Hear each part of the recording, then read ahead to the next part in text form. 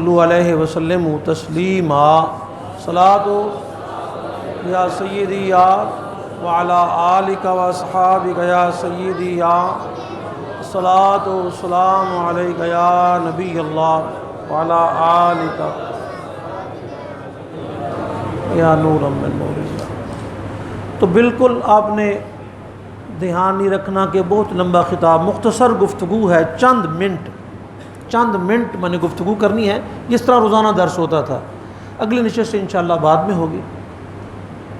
فی الحال جو پہلی بات آپ کی گوش گزار کر رہے ہیں وہ یہ کہ قرآن کریم جو ہے یہ دولت کونین ہے۔ قرآن کریم دولت ہمارے سسٹم میں اس کے 20 نمبر ہیں، یہ بھی ایک سوکیانہ ایک سوچ ہے ان کی۔ قرآن کریم کے تو نمبر کہیں لگ ہی نہیں سکتے، عرب نمبر بھی دیں تو قرآن پاک اس سے بھی ورا ہے۔ دوسری بات، جو جس طرح ہمارے سسٹم میں جو چیزیں آئی ہیں ہم نے تباہ کر دی ہر چیز کو جو ہمارے ذمہ لگا۔ اللہ پاک نے فرمایا قرآن تمہارے ذمہ نہیں، قرآن اتارا بھی میں نے ہے، اس کی حفاظت بھی میرے ذمہ ہے۔ اتارا بھی میں نے، حفاظت بھی۔ میرا سوال یہ ہے کہ تورات اللہ نے نہیں اتاری تھی، اس کی حفاظت کیوں نہیں ہوئی؟ انجیل رب نے نہیں اتاری، زبور اللہ پاک نے نہیں اتاری، آسمانی صحیفے رب العالمین نے اتارے، ان کی حفاظت کیوں نہ ہو سکی اور اس کی کیوں؟ اور میں ایک آپ کے سامنے عجیب بات رکھنے لگا ہوں۔ امریکہ کے اندر بین المذاہب ایک اجتماع ہوا، تو اس میں یہودی بھی تھے، عیسائی بھی تھے، پادری بھی تھے، سارے گروہوں کے لوگ تھے۔ تو انہوں نے کہا جی کویسچن کریں اسلام کے بارے میں، اپنے دوسرے مذاہب کے بارے میں۔ وہ جو غیر مسلم تھے نا، وہ قرآن کریم کے خلاف بک بک کیے جا رہے تھے۔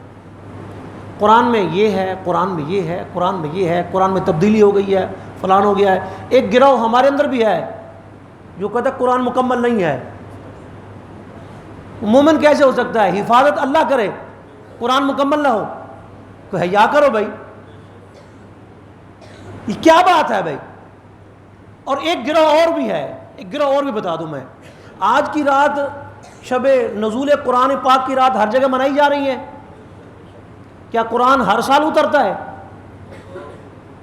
ایک بار قرآن اترا تھا نا، ہر سال جشن نزول قرآن پاک منایا جاتا ہے۔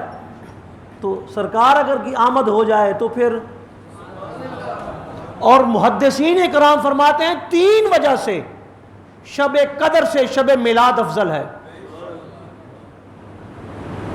شب قدر تو آپ جانتے ہیں، شب میلاد جو ہے وہ شب قدر سے افضل ہے۔ کیوں؟ اس میں قرآن آیا، اس میں قرآن والا آیا، اور اس میں قرآن آیا جو مومنوں کے لیے رحمت، اور اس میں وہ حبیب آیا جو کل کائنات کے لیے رحمت، اور اس میں ایک صفت آئی، اس میں خود ذات مصطفیٰ تشریف لائے۔ وہاں تو جشن ہو رہا ہے، یہاں پہ نہیں۔ انہوں نے کہا تمہارے قرآن میں تبدیلی ہو چکی ہے۔ ہمارا ایک مسلمان درمیان میں کھڑا ہو گیا، اس نے کہا جی میں سارے پادریوں کو چیلنج کرتا ہوں، جتنے بیٹھے ہوئے ہیں، جتنے پادری ہیں، نوجوان میری بات کو بڑی توجہ سنیے گا، میں چیلنج کرتا ہوں سارے پادریوں کو، سارے عیسائیوں کو، یہودیوں کو، یہ جتنے بھی بیٹھے ہیں اہل کتاب، سب کو چیلنج کرتا ہوں، اپنی ایک کتاب کا ایک نسخہ، ایک صفحہ لا دو، چاہے تبدیل شدہ کیوں نہ ہو۔ پوری کتاب کی بات نہیں کر رہا، اپنی کتاب کا ایک صفحہ لا دو، چاہے تبدیل شدہ کیوں نہ ہو، میرے سامنے پیش کرو۔ انہوں نے کہا آپ ایک صفحے کی بات کرتے ہیں، ہمارے پاس پوری بائبل موجود ہے، تورات موجود ہے، انجیل موجود ہے، زبور موجود ہے، آپ ایک صفحے کی بات کرتے ہیں۔ اس نے کہا لاؤ، ٹیبل پہ رکھ دی، کھولو اس کو پڑھو۔ انہوں نے پڑھا، اس نے کہا یہ کون سی زبان میں پڑھ رہے ہو؟ انگریزی۔ اس نے کہا کیا تورات انگریزی میں اتری تھی؟ انجیل انگریزی میں تھی؟ زبور انگریزی میں تھی، جس زبان میں اتری ہے، یہ تو ٹرانسلیٹ ہے، جس زبان میں اتری ہے اسی زبان کا لکھا ہوا ایک صفحہ لا دو اور سارے جمع ہو جاؤ، قیامت تک یہ چیلنج نہیں لا سکتے۔ اور میرے حبیب پر جیسے قرآن اترا تھا ویسے آج موجود ہے۔ وہ تو زبانیں مٹ چکی ہیں، تم کون سی تورات کی بات کر رہے ہو، کون سی انجیل کی بات کر رہے ہو، کون سی بائبل کی بات کر رہے ہو؟ اور یہ کچھ شر پسند قسم کے لوگ جو ٹی وی کے اوپر آتے ہیں، شر پسند میں کر رہا ہوں، شر پسند اس لیے کہہ رہا ہوں کہ وہ بائبل پڑھ کے سنا رہے ہیں، یہ بائبل میں لکھا ہوا ہے۔ بھائی عمر فاروق اعظم بائبل پڑھنے لگے، سرکار نے کیا فرمایا؟ حضور کا چہرے کا رنگ متغیر ہو گیا۔ حضرت سیدنا ابو بکر صدیق فرمایا عمر کیا کر رہے ہو؟ دیکھا نہیں سرکار ناراض ہو رہے ہیں؟ سرکار نے فرمایا پیارے عمر، اگر جناب موسیٰ علیہ السلام اس وقت ظاہری حیات کے ساتھ ہوتے تو وہ بھی قرآن پاک کی تلاوت کرتے، وہ بھی شریعت محمدی کی پیروی کرتے، تم قرآن کو چھوڑ کر بائبل کی طرف چلے گئے ہو؟ یہ تو محرف ہے، تحریف شدہ کتابیں ہیں ساری۔ قرآن جو ہے وہ بغیر تحریف کے موجود ہے، قیامت تک چیلنج ہے۔ بچہ لے گیا اور حافظ زاہد صاحب ماشاءاللہ بہت خوبصورت قرآن سنایا، اللہ قبول فرما لے۔ تو ان کے ساتھ تو ابھی تھوڑی بہت یعنی حل ہوا ہے، ان کے والد صاحب کے ساتھ تعارف نہیں تھا کہ یہ ان کے بیٹے ہیں، یہ تعارف نہیں تھا، لیکن یہ تو پتہ تھا کہ جمعہ ہمارے پاس پڑھتے ہیں، اور جس طرح کہ ہمارا عقیدہ ٹی ٹی ایس ہے، ان کا عقیدہ بھی ٹی ٹی ایس ہے، ٹنا ٹن سنی مطلب ہے، ہم ٹنا ٹن سنی ہے، ہمیں اس پہ ناز ہے، کسی کو تکلیف ہے ہوتی پھرے ہمیں اس کی کوئی غرض نہیں، نہ ہمیں اس سے کوئی ڈر ہے، نہ ہمیں کوئی خوف ہے، ہم یا رسول اللہ کہہ رہے ہیں، کہتے رہیں گے، اسی پہ مریں گے، یا غوث اعظم جیلانی کہہ رہے ہیں، کہتے رہیں گے، اسی پہ مریں گے۔ ہمارا عقیدہ حضرت داتا گنج بخش حجویری کے بارے میں تھا، ہے، یہی ہے، اور دنیا میں احترام کے قابل ہیں جتنے لوگ، ہم سب کو مانتے ہیں مگر مصطفیٰ کے بعد۔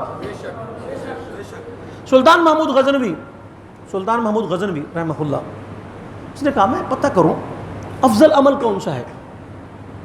دوسرا میرے باپ کے بارے میں کہتے ہیں تیرا باپ ناصر الدین نہیں ہے، تیرا باپ عورت ہے، تو حلالی نہیں ہے معاذاللہ، اور مجھے دیدار سرکار کا ہو جائے، یہ خواہش تھی سلطان کی۔ تو رات کا وقت تھا، سلطان جا رہا تھا، اس کے مصاحب بھی ساتھ تھے، انہوں نے ہاتھ میں شمع دان پکڑی ہوئی تھی، وہ نیچے سونے کی بنی ہوئی اس پہ شمع رکھی ہوئی، لے جا رہے ہیں۔ رستے میں دیکھا تو طالب علم قرآن پاک پڑھ رہا ہے شمع کی روشنی میں، اس نے کہا اس دین کے طالب علم کے پاس شمع نہیں ہے، یہ سونے والی شمع اس کو دے دو۔ اور ہمارے ہاں کیا ہے، جتنا ہو سکتا ہے دین کے طالب علم کی توہین کرنی ہے ہم نے، جو کرنا ہے کر لو، دین کا طالب علم میرا مہمان نہیں، تیرا مہمان نہیں، رسول اللہ کا مہمان ہے، اور اگر آپ کے کوئی مہمان کی توہین کرے کتنی آپ کو ناراضگی ہوگی، اور میرے آقا کے مہمان کی کوئی توہین کر دو۔ میں بتا دیتا ہوں، حضرت خواجہ غلام فرید رحمۃ اللہ علیہ کے مدرسے میں طلباء پڑھتے تھے، تو طلباء نہر پہ نہانے گئے، چھوٹے چھوٹے بچے تھے، شکایت لگا دی او جی بچے نہا رہے ہیں، ننگے نہا رہے ہیں، کہ فلان ہو رہا تھا، یہ ہو رہا تھا، فلان ہو رہا۔ خواجہ صاحب کا بیٹا نا سوٹی لے کے چلا گیا وہاں پہ، تو جہاں کپڑے تھے وہیں کھڑا ہو گیا، کہنے لگا جی اب یہ کپڑے بچے لینے آئیں گے نا چنگی طرح میں مارا گے انہوں نے، منجائی کرا گا نہیں میں۔ جب وہاں کھڑا ہوا بے ہوش ہو گیا، جوتے چھوڑ کے ننگے پاؤں خواجہ صاحب کے پاس، فرمایا کیوں واپس کیوں آ گئے ہو، کیا بات ہے؟ کہنے لگا حضور میں نے دیکھا تو پیارے آقا مولا صلی اللہ علیہ وسلم ان کے کپڑوں کا خیال فرما رہے ہیں، اور حضور نے فرمایا میرے مہمان نوازی سے آ گیا تو نکل جا، تینوں حیا نہیں آئی، بڑا پیر بنا پھرنا تو تے۔ تو جن کے کپڑوں کا حضور خیال کریں یہ اتنے بڑے خوش نصیب انسان ہیں، یہ قرآن پڑھنے والے۔ اور حضور نے کیا فرمایا، بہترین ہو یا یونیورسٹی پڑھے، خیرکم من تعلم القرآن، بہترین وہی شخص ہے جو قرآن پڑھے اور پڑھائے۔ تو سلطان کہتا ہے بس وہ میں نے طالب علم کو دے دی، میں گھر جا کے سویا، خواب میں جانے جانا کا دیدار ہوا، پیارے آقا مولا نے فرمایا او ناصر الدین کے بیٹے، میرا باپ کون ہے؟ ناصر الدین کے بیٹے، سب سے افضل عمل وہی ہے جو تو رات کو کر کے آیا ہے، دین کے طالب علم کی جو تو نے خدمت کی ہے یہ سب سے افضل عمل ہے۔ تو دین کا طالب علم جو ہے وہ خود رسول اللہ صلی اللہ علیہ وسلم کا مہمان ہے، اور اس کے میزبان خود آقا پاک ہیں، اور آقا پاک ہی نے انہی کے ساتھ محبت کی ہوئی ہے، اسی محبت پہ زندگی دی اللہ، اسی موت نصیب فرما دے۔ تو بچے کو انہوں نے لے گئے، حافظ زاہد صاحب کو حفظ کروا دیا ہے، ان کو تو جو ملے گا ملے گا، جڑے ابے ہو رہے کرایا انہوں کو ہی لبے گا، ابے کو کیا ملے گا؟ تو جبریل امین، نہیں یہ نہیں بتاتا ہوں میں آج، جبریل امین علیہ السلام حضور کی بارگاہ میں آئے تو فرمایا کہ پوچھ رہے ہیں کہ جس بندے نے اپنے بچے کو قرآن حفظ کروایا اس باپ کو کیا ملے گا؟ سرکار نے فرمایا اللہ کا کلام ہے، اس کی انتہا ہی نہیں ہے۔ پھر جبریل امین اللہ کی بارگاہ میں گئے، فرمایا اللہ فرماتا ہے میرے حبیب کو جا کے فرما دو، میرے حبیب سلمہ جس نے اپنے بچے کو قرآن پاک حفظ کروایا اس کے لیے 10,000 حجوں کا ثواب، 10,000 عمروں کا ثواب، 10,000 جہادوں کا ثواب، 10,000 روزوں کا ثواب، 10,000 مسکینوں کو کھانا کھلانے کا ثواب اور 10,000 مسکینوں کو کپڑا پہنانے کا ثواب، 10 نیکیاں 10 درجے بلند۔ اور صرف پڑھنے گیا مدرسے، جا کے اس نے بسم اللہ پڑھی، فرمایا بسم اللہ پڑھنے کے ساتھ 3 کرشمے ہوئے، پڑھانے والے کی بخشش ہو گئی، پڑھنے والے کی بخشش ہو گئی، ماں باپ کی بخشش ہو گئی۔ اور جناب عیسیٰ پاک گزرے، قبرستان سے دیکھا قبر پہ عذاب ہو رہا ہے، واپسی پھر آئے تو قبر جنت کا باغ بنی ہوئی تھی، کیا وجہ؟ فرمایا یہ اپنی گھر والی کو امید کے ساتھ چھوڑ گیا تھا، اللہ نے اسے بیٹا عطا فرمایا، اس نے مکتب میں جا کے بٹھایا، بچے نے پڑھا بسم اللہ الرحمن الرحیم، تو اللہ پاک نے فرمایا اس کا بچہ میرا نام لے میں اسے قبر میں عذاب دوں۔ تو بچہ بسم اللہ پڑھے تو ماں باپ کی بخشش ہو گئی، اور ہم یہ سمجھتے ہیں بس بچہ قرآن پاک پڑھ گیا، جناب یہ کون سی بڑی ڈگری ہے؟ اور میں ہاتھ جوڑ کے پوچھ رہا ہوں، ہاتھ جوڑ کے پوچھ رہا ہوں معذرت کے ساتھ، اس ڈگری کے لیے بچے کو آپ کتنا محبت کرتے ہیں بچے کے ساتھ؟ جیسا لباس ہے گندا مندہ بھیج دیا مسجد میں، سپارہ پھٹا ہوا تو پھٹا ہوا ہے، قاری صاحب دے دے گا۔ کبھی پتہ کرنے آئے ہیں قاری صاحب سے بھی کیا پڑھا ہے بچہ میرا؟ قاری صاحب کو اگر خدمت ماہانہ کرنی پڑ جائے تو کتنی تنگ دلی سے آپ روپیہ دیتے ہیں اس کو۔ میں خود جانتا ہوں اس بندے کو کہ وہ ٹیوشن پڑھانے جاتا ہے تو اس کو جناب جہاں گاڑیاں کھڑی ہوتی ہیں نا اسٹینڈ میں، وہیں بچے قرآن پاک پڑھا رہا ہے بیٹھ کے، اور جب وہ سر جی آتے ہیں تو سر کے لیے اے سی والا کمرہ کھل جاتا ہے۔ قرآن کی آپ نے کتنی آپ نے اس کی محبت کی ہے اور کتنی قرآن کی تعظیم کی ہے آپ نے، بتائیں نا آپ۔ سرکار تو فرما رہے ہیں کہ قرآن پاک پڑھنے والے بندے کا مقام کیا ہے، حضور نے تو فرمایا کہ بہترین وہ ہے، بہترین وہ ہے جو پڑھے اور پڑھائے، اور آپ نے اس کے ساتھ کیا تعاون کیا؟ کیا آپ سے پوچھ نہیں ہوگی؟ اور یہ بھی ذہن نشین رہے، قرآن پاک کا جو ہم نے سسٹم شروع کیا ہوا ہے 20 نمبروں کے لیے، یہ ماں باپ کے لیے جہنم میں جانے کا پروانہ ہے، یہ جنت میں جانے کا ٹکٹ نہیں ہے۔ برملا میں بات کر رہا ہوں، وہ جی اقرا سے فارغ ہو رہے ہیں، قرآن پاک حفظ کیا، قرآن آتا ہی نہیں ہے، صرف 20 نمبروں کے لیے، تو وہ اور سب سے بڑا گناہ حضور نے فرمایا جس نے قرآن پڑھا اور بھول گیا، اس سے بڑا گناہ کوئی نہیں ہے۔ کوڑی ہو کر اٹھے گا، اندھا ہو کر اٹھے گا اللہ کی بارگاہ میں، جب وہ خود جہنم میں جا رہا ہے ماں باپ کو کہاں لے جائے گا؟ فرمایا کہ جس نے قرآن پاک کو یاد کیا وَعَمِلَ بِمَا فِيهِ، قرآن میں جو کچھ لکھا ہو اس پہ عمل بھی کیا، تو اس کے ماں باپ اُلْبِسَ وَالِدَاهُ تاجًا ضَوْءُهُ أَحْسَنُ مِنْ ضَوْءِ الشَّمْسِ، اس کے ماں باپ کو تاج پہنایا جائے گا جس کے تاج کی روشنی سورج کی روشنی سے۔ مجھے تھوڑا سا ذرا رک کے مجھے پوچھنے دیجئے، جس کے بچے نے قرآن حفظ کیا اس کے ماں باپ کے سر پر تو تاج رکھا جائے گا جس کی روشنی سورج اور چاند کی روشنی سے زیادہ ہوگی، تو جن کے بچے کے سینے پہ خود قرآن اترا، اس میرے آقا و مولا کے ماں باپ کے سر پہ، میں کہتا ہوں نہ اس دنیا میں اس جیسا تاج ہے نہ اس دنیا میں ہے، وہ رب کو معلوم ہے جو اس کے حبیب کو معلوم ہے۔ تو بھائی قرآن پاک پڑھنے کے لیے بچہ گیا، پڑھ کے وہ فارغ ہو گیا، تو اب ہمارے ہاں آج ختم کی محفل ہے، ہم سمجھیں کوئی معمولی ہے، نہیں، 70,000 ملائکہ حاضر ہیں،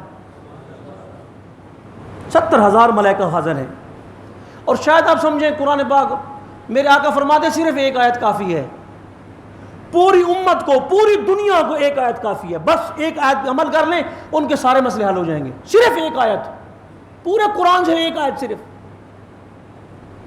اور ہم قرآن پڑھ رہے ہیں، اور ایک بار میرے آقا مولا نے فرمایا کہ وقت آئے گا یہ قرآن اٹھا لیا جائے گا، اور سائیں توکل شامبالوی رحمۃ اللہ علیہ کے پاس ایک حافظ صاحب آیا، آخر نے کہا جی مسلح جگہ نہیں بنی کہ کوئی جگہ ہے تھے، آپ نے فرمایا بیلیا ہن 2 دن رہ گئے رمضان چوں کتوں جگہ بنائی ہے تیری، انج کر تو نا دریا کے کنارے جا کے قرآن پاک پڑھیا کر روزانہ 1.25 پارہ جو بھی ہے تو ختم وہیں پہ کریں۔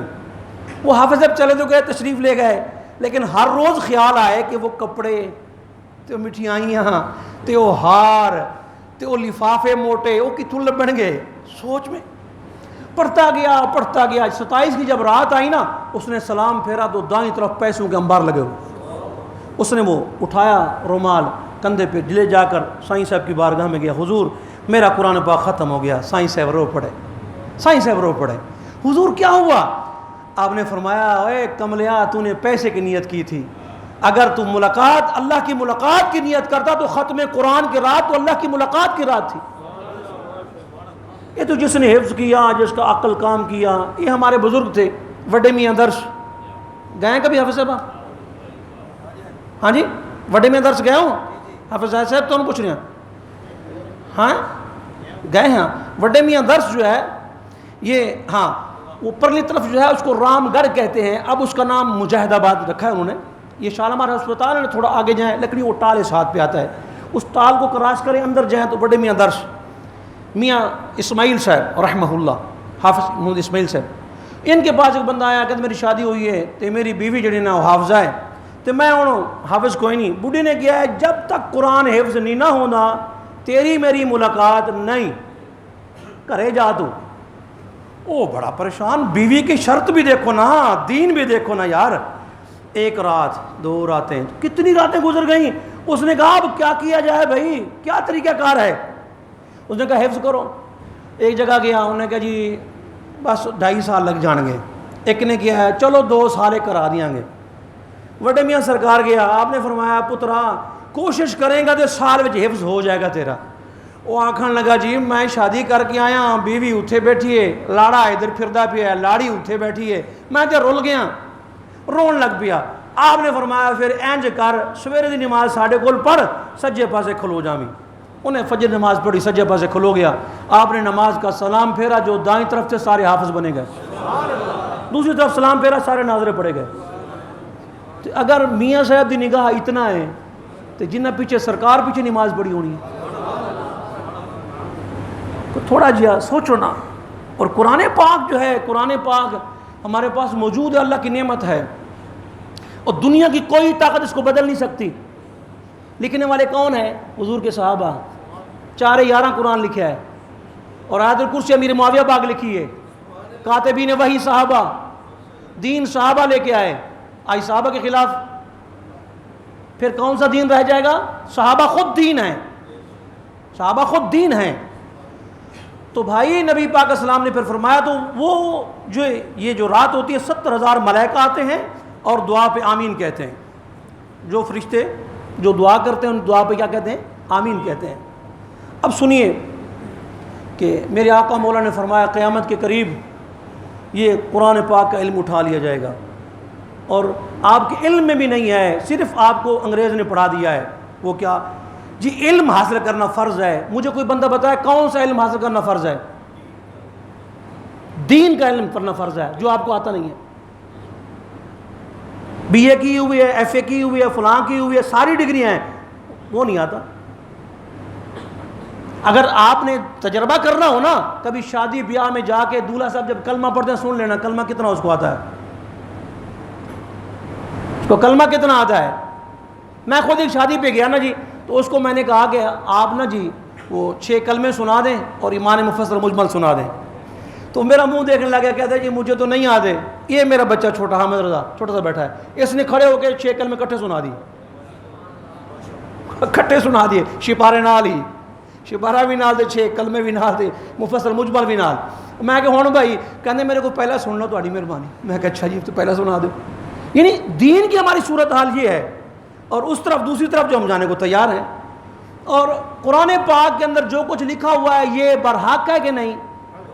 تو کیا قرآن میں جہاد کا حکم نہیں ہے؟ ہے جہاد کا حکم۔ اللہ تعالیٰ نے کیا فرمایا؟ فرمایا تمہیں کیا ہو گیا ہے؟ والمستضعفین من الرجال والنساء والولدان، وہ دیکھو چھوٹے چھوٹے بچے بلکتے ہیں، وہ دیکھو بڑے بوڑھے وہ کمزور، وہ مائیں، وہ بہنیں، کٹے ہوئے بدن تمہیں آواز دے رہے ہیں، تم کہاں ہو؟ ختم قرآن کی محفل سجا رہی، وہ کہاں ہو تم؟ اور قرآن یہ کہتا ہے، سرکار نے فرمایا بعض قرآن پڑھنے والے ایسے ہیں کہ قرآن ان پہ لعنت کرتا ہے، قرآن لعنت کرتا ہے۔ کیوں؟ فرمایا وہ قرآن میں پڑھتے ہیں کہ ماں باپ سے احسان کرو، ماں باپ کو گالیاں دیتے ہیں۔ قرآن میں پڑھتے ہیں پڑوسی کے ساتھ نیکی کرو، پڑوسی کو برا کہتے ہیں۔ قرآن میں پڑھتے ہیں نماز قائم کرو، نماز نہیں پڑھتے۔ قرآن میں کہتے ہیں ظالم پہ لعنت ہے، خود ظالم ہے وہ جو پڑھنے والا۔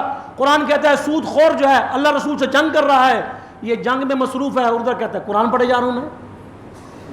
پیارے آقا مولا وسلم نے فرمایا کہ قیامت کے قریب قرآن کا علم اٹھا لیا جائے گا۔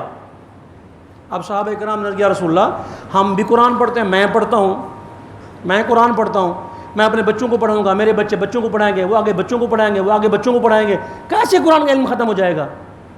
بس آخری بات ہے، یہ آخری بات کر رہا ہوں بس میں، کیسے قرآن ختم ہو جائے گا؟ ہم پڑھتے ہیں، ہم بچوں کو پڑھائیں گے۔ آپ نے فرمایا کہ تمہیں پتہ نہیں اَوَلَيْسَ هَٰذِهِ الْيَهُودُ وَالنَّصَارَىٰ يَقْرَءُونَ التَّوْرَاةَ وَالْإِنجِيلَ، فرمایا یہ یہودی اور نصرانی تورات و انجیل نہیں پڑھتے؟